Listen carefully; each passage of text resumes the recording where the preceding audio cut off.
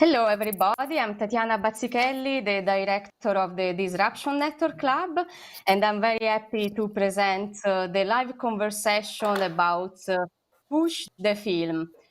Together with me, we have Fredrik Gertten, the director of the film Push, and also Leilani Farha, that is the main character of the film. She is a global director from The Shift and also a former UN Special Rapporteur on the right to housing. So I'm very happy to welcome there. Thank you for being with us. And we have been also waiting for this moment to meet you personally. Now we have to do it virtually because we know that unfortunately we are not able to travel. But for sure we are going to have great conversation also tomorrow because Leilani will join us tomorrow as well for her keynote. But we wanted to show the film Push already last month, and this was not possible. Fredrik also will tell us more about the situation of his work, I suppose. But we are going to show the film in Berlin, July the 30th. So there will be a moment in which we can actually see the film.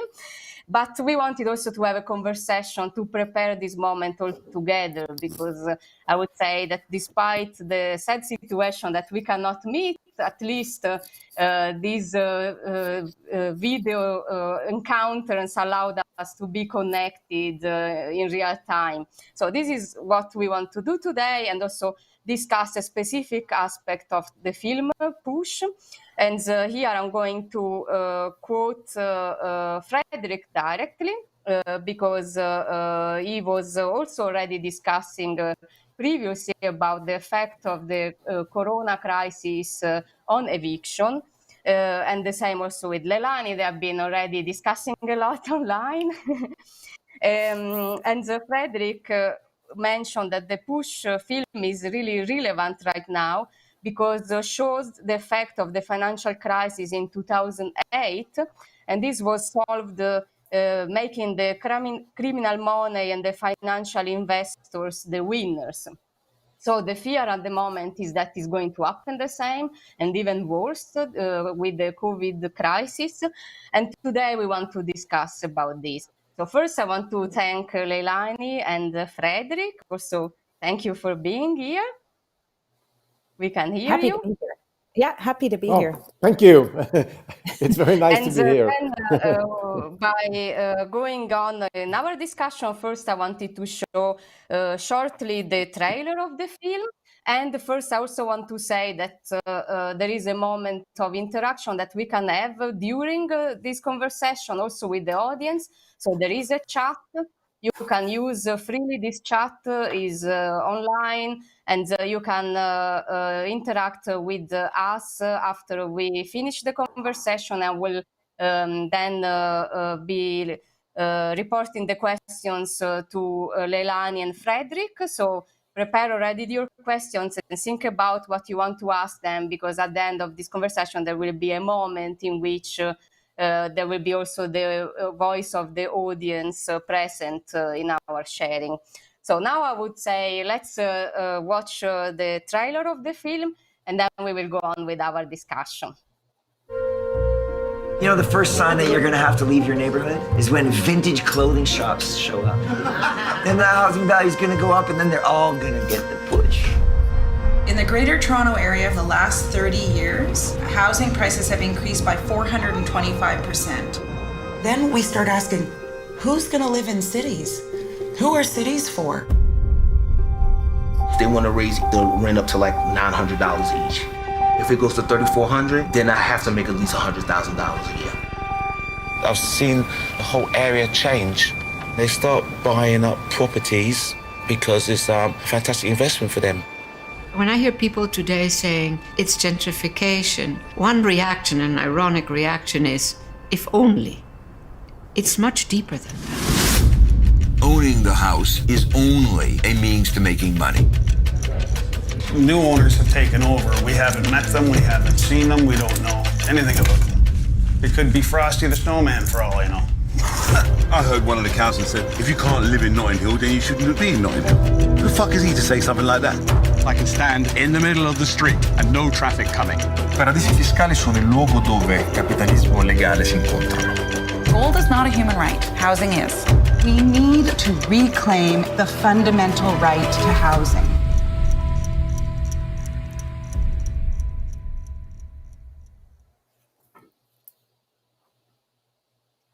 Great. Then now I would pass to both of you, Fredrik and Leilani, to comment the present situation related to the crisis and also what we can learn from the film, thinking what happened in the past, what is happening right now.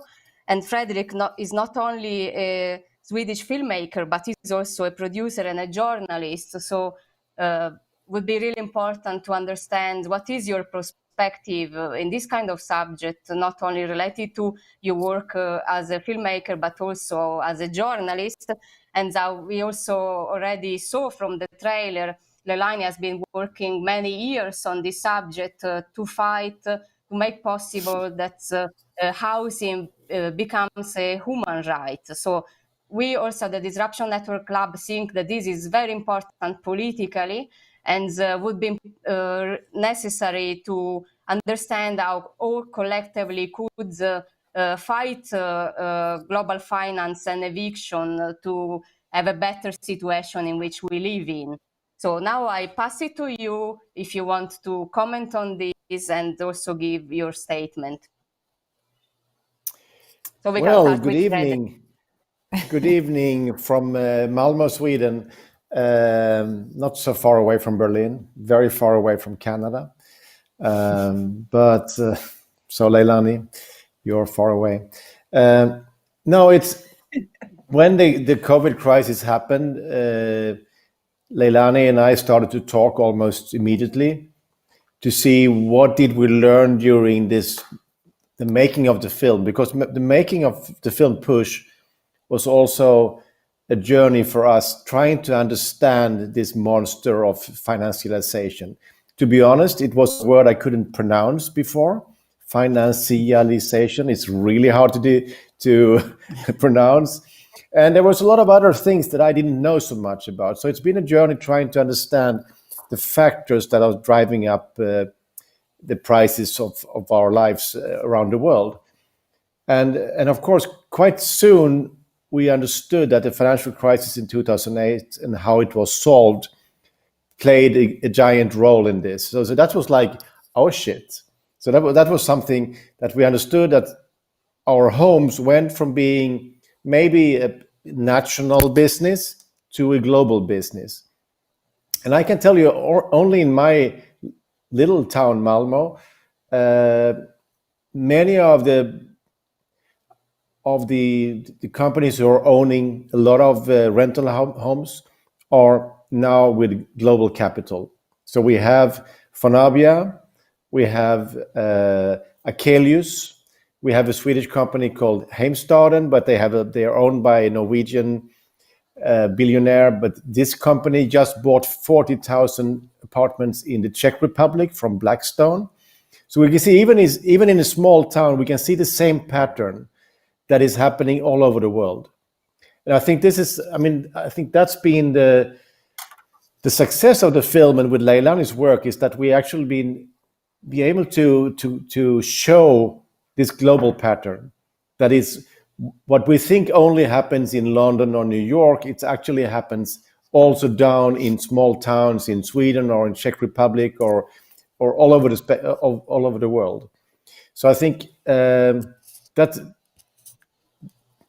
what the film made. And of course, when we see the COVID crisis happen, we say, okay, what is happening now? It's obviously this is vulture time. This is shopping time for the big guys like Blackstone. And if you read the press releases of Blackstone, they're sitting on some $150 billion ready to go out. And they call this money dry powder. They're sitting on dry powder. So they are, when the states now have to create new money, Blackstone, they already have it. and all the other people. And now we've heard it from the previous speakers, really interesting, amazing speakers you have here, and that this is like, there is so much money out there. And this is what we also understood in our process, that there is, the people with money have too much money. And of course, they now at this moment in history, they really want to spend it. And so this is what we have to look out for. And so that's basically, and of course, Leilani, then with your work, with also focus on the homeless and forced evictions, you have been doing a lot of recommendations to states. You've been really busy. I think you should tell about that. Sure. And that's, I mean, the way Fredrik set that up is quite perfect. I think for me, when I saw the pandemic hit and we heard this global health policy from the World Health Organization and then from every single government around the world, that the best policy to save lives would be to stay home, I immediately knew, oh shit, what's going to be exposed is what happens when governments for decades have failed to implement housing as a human right. And what's going to be exposed is the manifestation of those failures. What's going to be exposed is what happens when you allow housing to be treated as a financial instrument or a financial object. And I knew right away. And I think we're seeing that. So if I like to think about housing in terms of three groups of people. You've got homeowners, and then you've got renters, and then you have people living in homelessness, if I can draw those three big categories. So, and all of them are suffering, and all of them are suffering because of financialization. So we can start with the homeless population, who, we can ask, like, who is homeless these days? And if you look, you see escalating rates of homelessness in affluent countries. Well, why is that? And we saw in the trailer of the film this African-American guy, Derek, saying, they're going to raise my rent, overnight by a huge amount. And now I would have to make 6 digits to afford to live here, $100,000 to afford to live here. And I've talked to so many people in so many different places living in homelessness who used to live in affordable housing units. And those units were purchased by big capital. And so there's a downward spiral. So that's what the pandemic is showing us. The pandemic is showing us renters are in incredibly precarious position. Why? Because housing's so unaffordable. So a month after the pandemic hit, where people are unemployed for 1 month or underemployed for 1 month, they're having trouble paying the rent. Why is that? That means people don't have any savings. Why don't people have any savings? Because they're paying so much on the damn rent.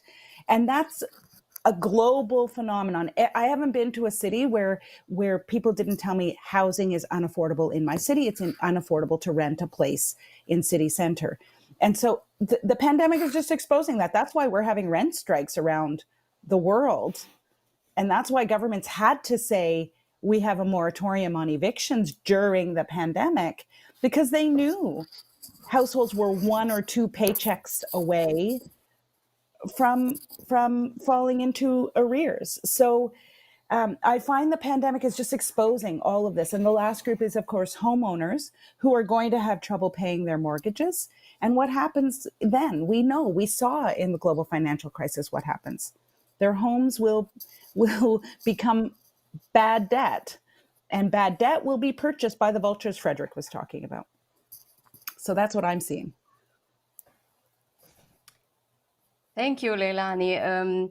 Then we can have also more time for interacting and answering. But since you just mentioned the crisis of 2008, I also want to show a short contribute from the film, in which we have Joseph Stiglitz, American economist and also professor at Columbia University, that is really showing how the 2008 crisis contributed in generating wealth inequality and asymmetries. And this is a pretty important moment of the film. I would like to just show it this part to then comment it. We own properties around the globe. We buy these investments on behalf of our A company like Blackstone or any of the big financial enterprises were the big winners in the crisis. They were the big winners in the housing market. They were also the big winners in the equity markets. It was as if the US government, rather than helping the homeowners who were losing their homes, actually sided with the banks, encouraged foreclosures to clean up the books, gave the money to hedge funds and private equity firms, who then bought the distressed assets to make money. So it is the way that the 2008 crisis has played an important role in increasing wealth inequality in the United States and in other countries that have been afflicted by the crisis.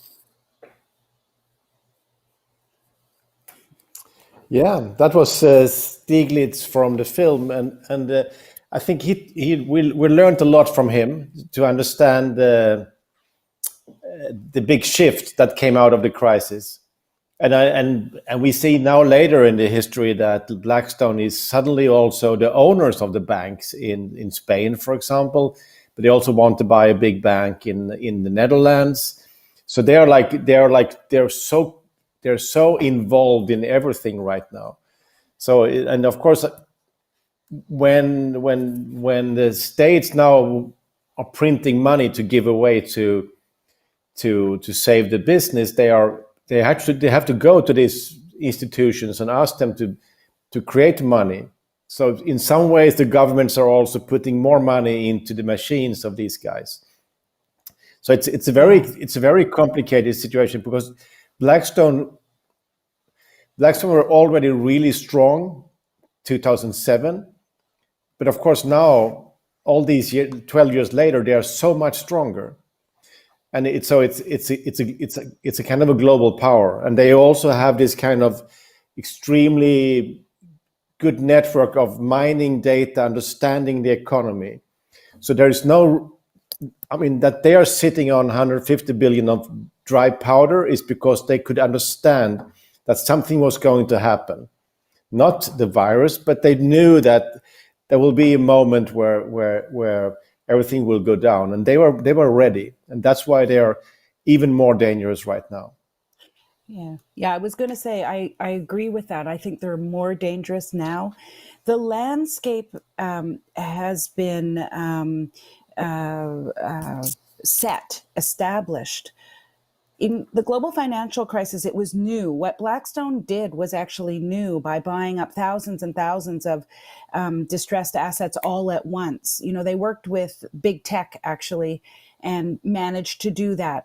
And then I think they've been working in concert with governments to make sure that they have. It's not just Blackstone, it's all these asset management firms, pension funds, insurance companies, et cetera.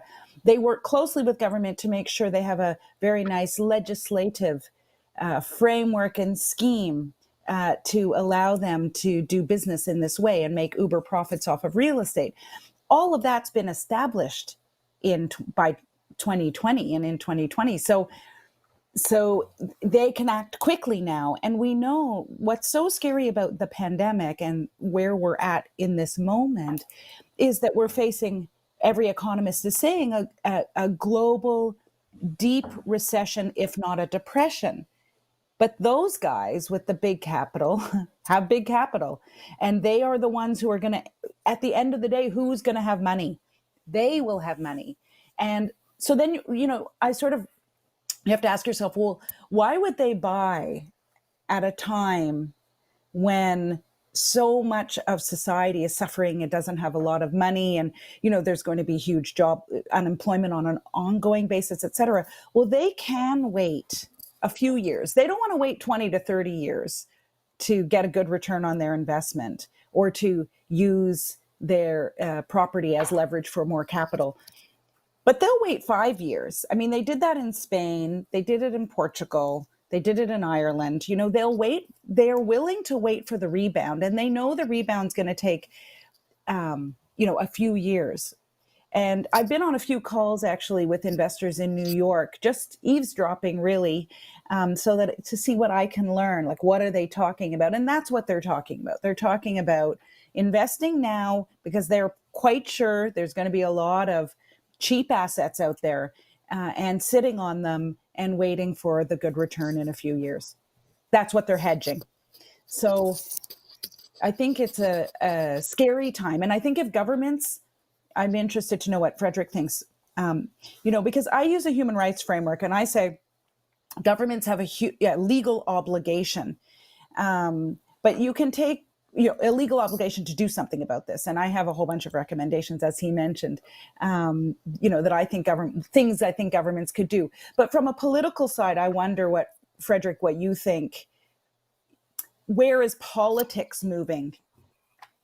I mean, I would say that in one way, this is some people say that the crisis is the perfect. Now we will come out to a much better world because now we understand what's important. Of course, that's sadly not true because we know that these guys are so strong and so dangerous. But of course, it is a moment to make politics because governments are now spending tax money. People are more in favor of a strong state than they were before. I mean, that's what we see over here at least. So of course, it's a moment to talk about, should government really help companies who have a base in a tax haven? So that's up in several countries now. It's like, okay, and in Sweden, for example, it's been a big debate. If a company is giving money to their shareholders right now, profits, they will not get government support. So this is happening now. So I think it's a moment, and I mean, of course, this conference is very much about the criminal money and the tax evasive money. Well, then it's time to talk about these issues because it's. I mean, if we can close the borders for citizens, why don't close the borders for illegal criminal money? And I'm for the tax havens. I understand that the tax haven it's so complicated because even Netherlands and London and whatever is also a tax haven. So it's a behavior that is in every structure nobody wants to pay taxes. But it's a good moment to talk about it. I would say. So yeah, and you can see that governments are trying to do that. Now, come in, please. I was only going to say, I think too, now might be the time when populations, I know everyone is very distraught and distracted by all the crazy news about COVID and whether hair salons are opening or not.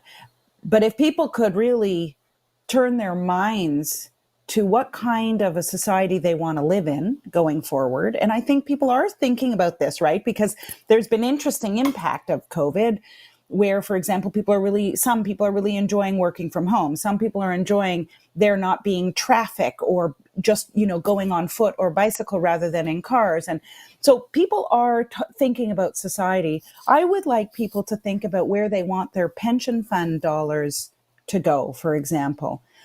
Because I think some of your speakers earlier today were talking a little bit about pension funds as being part of the problem.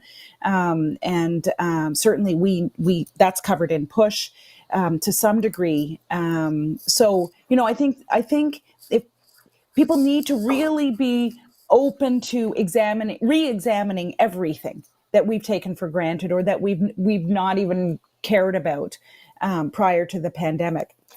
And pension funds I like because it's so immediate for people. Sorry, go ahead, Fred. No, I think the pension fund story is something where we should go. I mean, there's been for a long time a movement of, it started with the churches who didn't want to spend money, have their money in arms. And then there's been now a very long debate about pension funds in oil and in coal. And there's a lot of divesting from those activities right now. So even bigger national funds also in Sweden are divesting oil. So of course, the next step would be to have a movement divesting vulture funds like Blackstone. And I think we are we're getting there. There is, there was one very good NGO called Fair Finance Guide for checking up the bank's activities, and they checked out many of the ethical funds in that you can have your savings in. Actually, also had Blackstone shares, and Blackstone companies being part of the agro business in Brazil, which is actually part of burning down the Amazonas.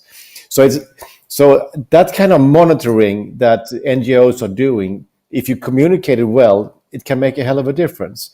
So I think people are at this moment more ready to move and to react, because people are worried. They're also angry, and of course people are worried about the virus, but they also understand that there's something else cooking out there. So it is a good moment for people. And what we need to do is, of course, to try to communicate in a very clear and understandable way, so people can to take it and move with it. Yeah, I think that's absolutely right. I think that's right. That we need to keep things simple. That's why I like about the pension funds too, because everyone knows, many people, not young people, but many other people pay into pension funds, and they are aware of pension funds. Obviously, they want to have a good pension in the future, but I think it worries people when they know their pension dollars are going somewhere bad. For example, in Canada, where I live, we've had this issue, and it's happening in Western Europe as well, where COVID is really affecting long-term home care situations and long-term care homes, we call them. And what's just been revealed in Canada is that our national pension fund dollars were going to support long-term care homes, and people are up in arms. So if we can use that, for example, to start talking about, well, do you know where else your money is going to? And you know those homeless people you're worried about getting COVID and then spreading COVID in the community? Do you know why they're homeless? Well, it's actually because of your pension dollars. If we can start making those simple connections for people, I think now is a ripe time, because people are being thoughtful. One other thing I think we could talk about right now is the short-term rentals, the Airbnbs of the world. So it is right now. There's a lot of these short-term apartments empty, and this is like, of course, a lot of small businessmen who are a part of this. So they're getting desperate. So I talked to people in Prague, where a lot of these apartments now goes back to the normal market. And that this is happening all over the world. So it's also a moment for cities to act, because Airbnb they're weakened right now. Yesterday I was in a conference with the city of Amsterdam, where 3 different departments of the city had watched the push, and then we had a panel. But they have a new legislation in Amsterdam since 2 weeks, taking on Airbnb in the short term. So I think this is something we also should keep pushing right now, because cities can now try to bring apartments back to the normal markets. There's a lot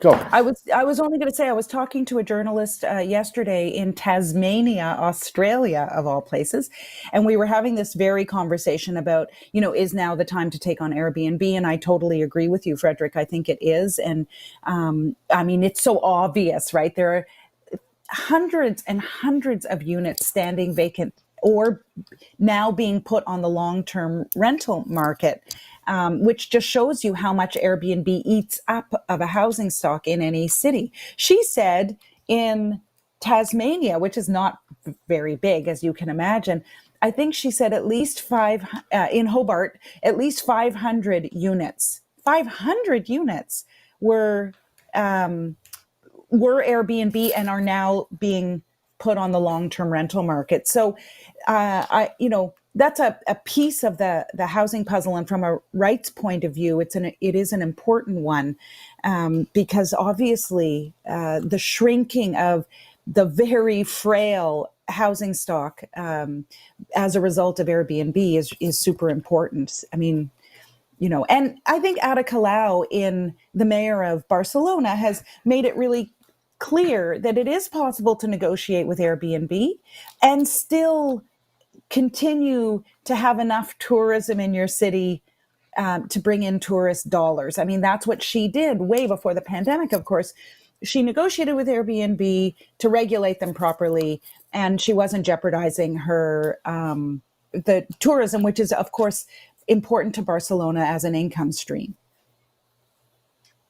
And here I would jump in because I think you mentioned the topic of the responsibility of the political classes in making this global finance become so persistent and so strong in our different global situations.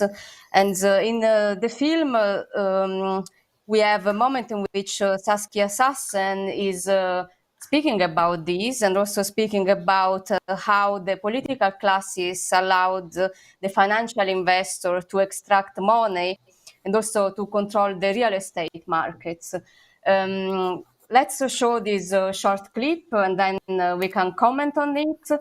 And especially also, I would think it's important to discuss how we can influence the future development of the policy making as well, in which way we can also organize our resistance, not only from the bottom, but also in dialogue with institutions.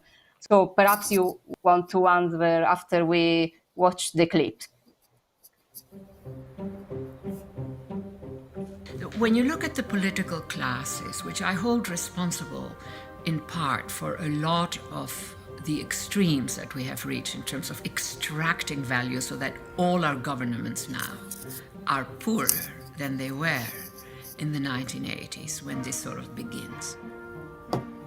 The value of all real estate that functions as an asset is $217 trillion. That's more than global GDP of all the countries in the world, of all the economies in the world. So you know that you're dealing with something that exits the domain of what we would call money.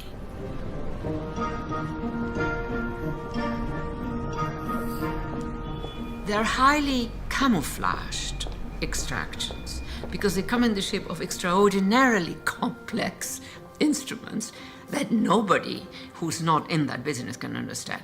The political classes, instead of doing their homework and saying, aha, we've left traditional banking, we could all understand that, something else has happened. It's so complex that we delegate to the experts. Who are the experts? It's the financial sector itself. Yes, the financial sector itself.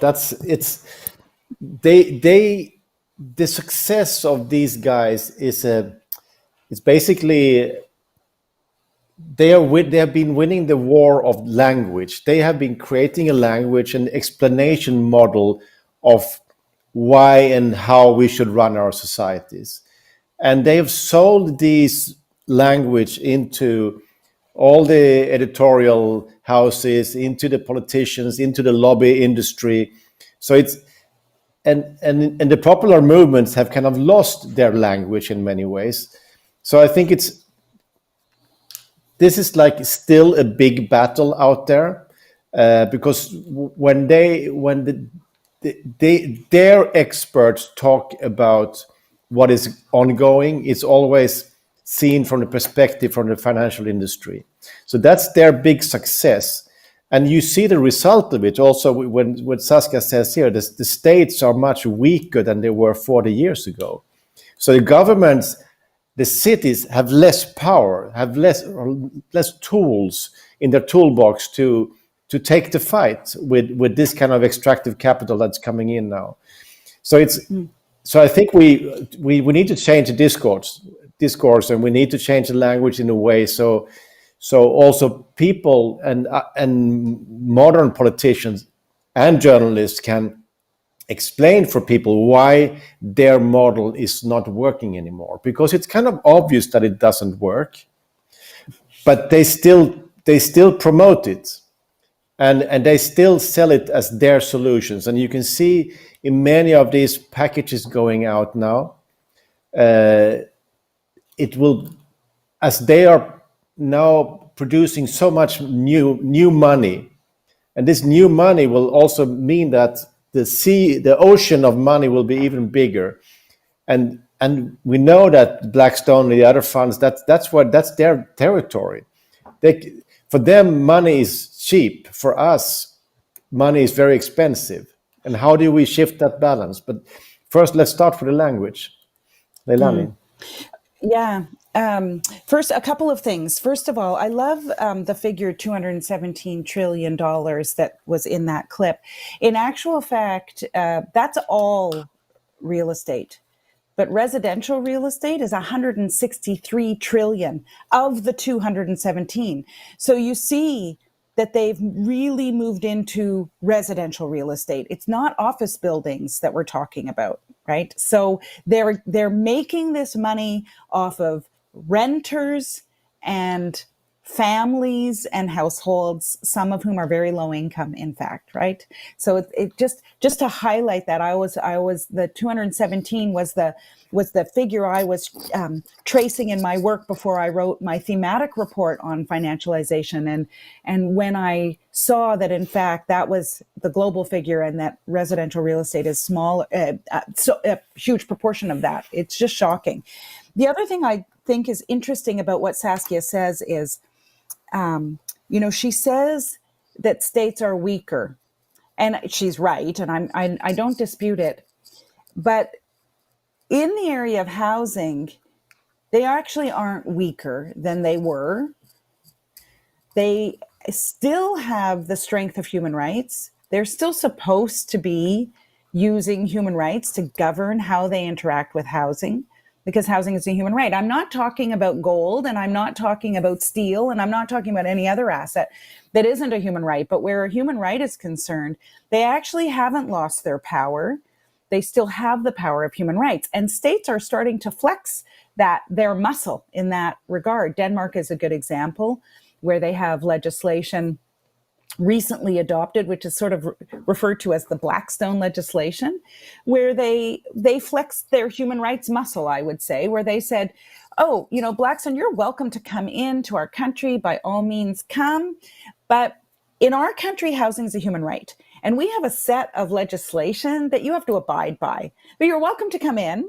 But it just means, we have rent freezes for 5 years and, et cetera. So I really like that turning the tables. And it gets at what Saskia says, because it says it's rather than relying on the Blackstones and their advisors and, to determine housing policy, the politicians took it back in their own domain and said, this is important for our people. This is important for us as government. And we're going to legislate, and we're going to control these actors. The depressing thing, I would say, in the pandemic is that another massive private equity firm by the name of BlackRock, not to be confused with Blackstone, is advising governments around the world on their economic stimulus packages and their economic rollout. And, I haven't done my analysis yet. I just read that a couple of weeks ago. And so I'm now having to do a whole bunch of research on what that actually means. What does that look like? But we've known for a long time. Blackstone is an advisor to Donald Trump, for example. CEO Schwartzman of Blackstone is one of Donald Trump's chief economic advisors. So we know that the political class is so dominated by these guys. But every once in a while, we're seeing some governments flex their human rights muscle, as I say. We have been also speaking about these issues today, how the Wall Street global finance is entering into our private homes. Also, I wanted to suggest the people that are listening to us that we have been also doing video contribute with our speakers. If they are interested, they can also find on our website. And at the same time, Leilani, you will also come back with us tomorrow for a keynote. So we can also follow up more on these issues and try to understand also how we can imagine different policy measures to protect the vulnerable sector of society. That is also what we are speaking about here. And we can go on with the conversation, but I see there are many questions from the audience. So if you don't mind, I will read them to you, and then we can keep on discussing. So we have first a question from Fredrik. How is it that companies like Blackstone can buy banks, but do they buy the banks from? Who do they buy the banks from? Are banks owners legally capable of selling banks? Then question 2 for Leilani. Are there alternative structure to the pension funds that can be implicit being researched and or developed? Then we have another question. Somebody that say, I don't want to spoil for the members of our audience that they didn't see the film yet. But what are some encouraging steps that the government of some major cities have addressed the housing crisis? What do these cities have in common? And then another question, I think this is for Fredrik. How was the film accepted by the direct protagonist, the people who are about to be evicted?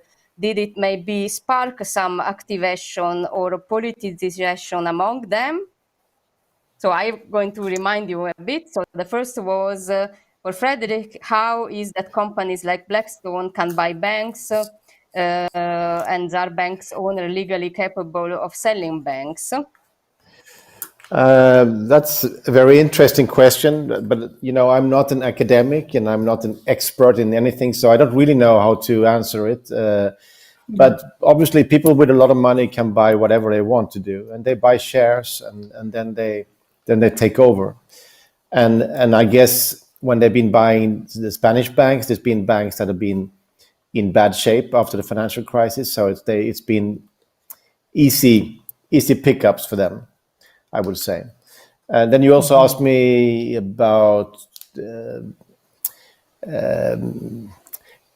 protagonists in the film. I mean, most of the protagonists in the film have seen the film.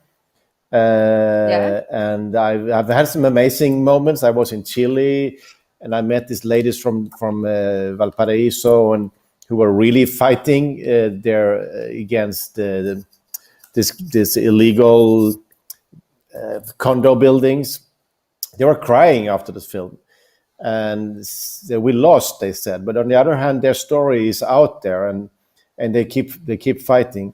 I think the strength of film is sometimes that when you see your local story in a global context, you see something new. We actually had the U.S. premiere in San Francisco at the Castro. And there was a young lady coming up to me after the film and said, "No, I feel less lonely after being seeing this film, because before I thought it was me that wasn't good enough for this society. I was the one who couldn't pay and buy and do this in the right time. But now I understand that this is what happened to me. It's a global business model affecting me. So in one way, to understand yourself in a global context, it's also easier to fight back, because the system and its language has a way of pointing fingers to the people. You can't make it, you're a loser. But if we are as a collective being affected, it's a different thing. And I think this is what's so inspirational with Spain, for example, and Berlin, where you're really taking the fight as a collective. And that's why you're so successful in Berlin. I really congratulate you to that.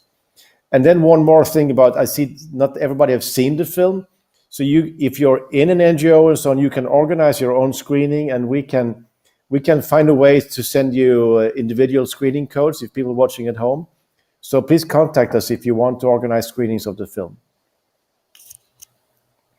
Actually, before passing to Leilani, there is a question that is pretty connected to this, an additional one that came to you, Fredrik, because they ask, how can grassroots do-it-yourself journalists make a difference?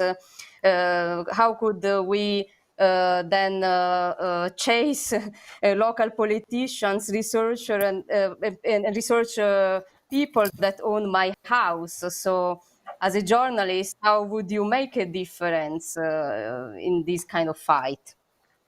I think that, I mean, if you watch the film, you will see a global pattern, and then you can trace this global pattern down to your own city.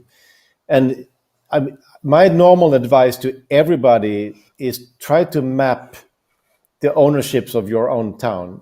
And you will probably, if you go back 20 years and you put a new map on who the ownerships of today, you will see a concentration of ownership. So if you had 1,000 different house owners in your town, before they might be down to 20. You know, it's like it's an extreme concentration of power. And then you will see that most of these powers are now, it's a global capital.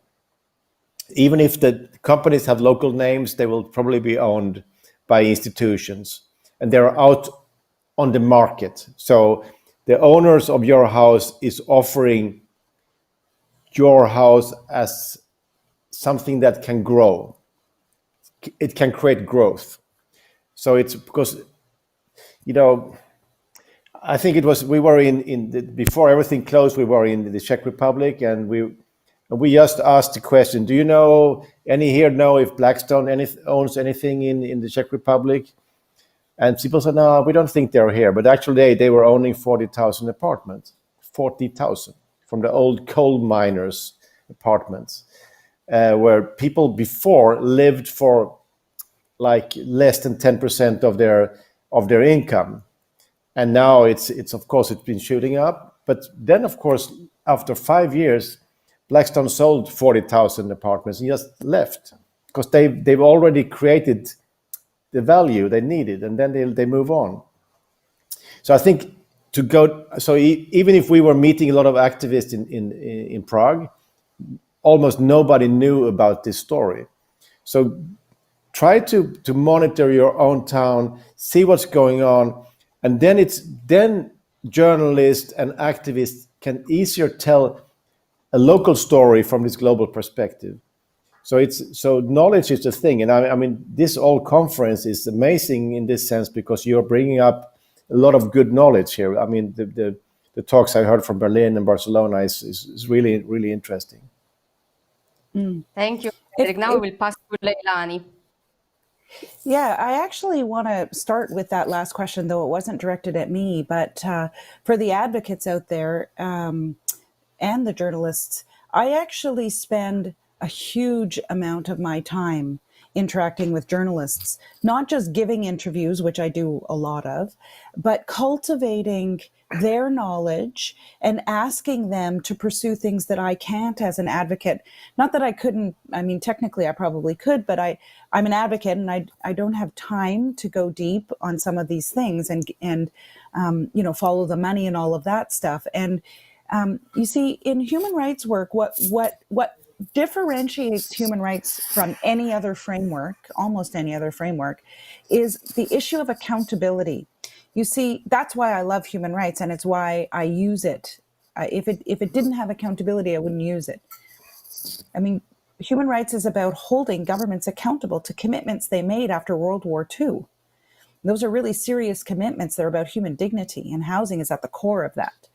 And so I have different mechanisms for accountability, and journalists are one of my mechanisms, in my opinion. I use journalists extensively. It's hugely important. Grassroots journalists have a lot of latitude, and so don't have a heavy editorial board on them saying, no, we're not going to publish this. No, we don't want to do this. And so there's a huge role for grassroots journalists to play, but other journalists as well. I was asked a complicated question about alternative structures to pension funds. I've not investigated that at all. But I will say that one of the interesting things governments can do is they can pass legislation, at least with respect to national pension funds. They can pass legislation that says that, like framework legislation to govern how pension funds invest their money and where they invest their money. And you can include human rights in that framework. I've seen legislation like that in Canada, and I actually think it's based on legislation from Norway. So once that legislation's in place, so then you say, oh, do you mean to say that the Norwegian pension fund never invests in anything that's going to violate the right to housing? Well, of course not, because housing is so rarely understood as a human right, especially in the context of investment. But that's our next step. So once we have legislation like that in place, we can start arguing with the government. Look, you passed human rights legislation saying a pension fund has to invest in a human rights friendly way. They can't do what they're doing then by investing in residential real estate, leading to evictions, all of which is contrary, and homelessness, all of which is contrary to international human rights. And I think the last question was cities doing cool things. So, I mean, Berlin is the obvious example. And I echo what Fredrik said, a huge congratulations to the advocates there, because I think but for the advocacy, the cool things happening in Berlin would not have been happening. So taking to the streets and coming up with bold recommendations for city level government has had a huge impact. And, you know, for the idea of, land expropriation, or at least increasing public lands at city level, is an active discussion in Berlin. Buying back assets that were sold off at market rate, some people thought was crazy. I think it's a gutsy move on the part of a city, recognizing the city's own mistake in having sold off public assets. Barcelona offers a ton of really good examples as well. I already gave the example of trying to regulate Airbnb. Mayor Colau also bought buildings from banks and is converting those buildings into affordable housing, or deeply affordable housing for people. So there, in the city of Toronto, they just adopted a housing strategy that's based in human rights, and it has a whole human rights charter. And so city councilors are having to get their head around what a human rights approach to housing looks like, as is the housing department. And in the face of the pandemic, the housing department has been one of the most progressive in Canada as a result of this kind of human rights oriented approach to housing. So lots of cool stuff going on around the world. And I'm really trying to work closely with cities to get them to keep doing cool things. As a filmmaker, I just want to close around here. As I believe in the good story, to tell a good story, and to tell stories of what other cities are doing is really important. So cities can inspire other cities. And this is what already is happening right now, because there's a lot of cool things going on. Even if there's a lot of bad things, there's also a lot of good inspirational stories. So we should keep sharing inspirational stories. And Leilani is now, with a new title, the Global Director of The Shift, which is something we can see being born in Push. So cities are joining the shift. And this is also a place where experiences can be interchanged. So you should follow the shift on Twitter and so on, and you should use Push in your work, and then we can keep sharing stories. But thank you for having us. It was really, really nice. Thank you as well. Also, I wanted to say we should support your work as well, Fredrik. So I invite also the people to get your film online because it's there. And of course, we are happy also to show it in real life in Berlin, the 30th of July. But of course, the film is available, and also think it's important for this fight to support the film directors that are doing such work. And with Leilani, we are happy to hear more from her tomorrow. We will have a long discussion together with Justus von Daniels from the Corrective organization. So I just want to, for 1 minute, explain what is going to happen tomorrow, and then I say goodbye to everybody. So tomorrow we will start at 3:40. We will have a talk with Volkan Simon from Deutsche Wohnen und Co. Anteignen, that is a collective that is also fighting with the referendum to expropriate owners that own more than 3,000 apartments in Berlin. So they have been doing a very important work in the grassroots situation of the city to make a real change also in politics. Then we will have the keynote with Leilani, the human rights solution, tackling the housing crisis, together with Justus von Daniel at 5. And at 7:10, we will have the short film premiere of Still This Poster, Artivism and the Struggle of Lucia y Siesta. Still This Poster is a great collective of subvertisers that were also present for a workshop 2 weeks ago. So great part of our program. They will also come back the 3rd of September to do another workshop in Berlin.